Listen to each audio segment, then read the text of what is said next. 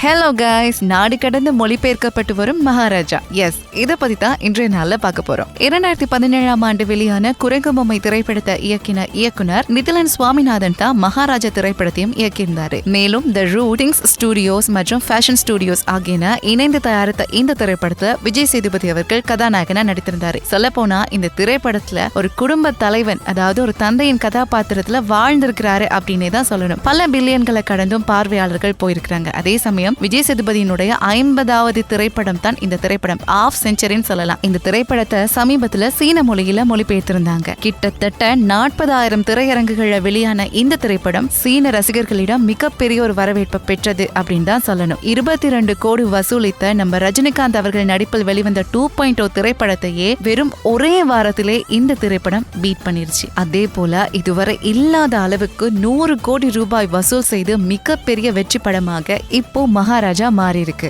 மேலும் இந்த திரைப்படம் ஜப்பான் மொழியிலும் இப்ப மொழிபெயர்க்கப்பட்டு வருவதாக தகவல்கள் வெளியாகி சமூக வலைதளங்களில் ட்ரெண்டாய் போய்கொண்டிருக்கு. வெகு விரைவா உலகம் முழுவதுமே ஹிட்டான ஒரு திரைப்படமா மகாராஜா மாறும் அப்படிங்கிற ஒரு எதிர்பார்ப்பு கண்டிப்பா ரசிகர்களிடம் இருக்கும்.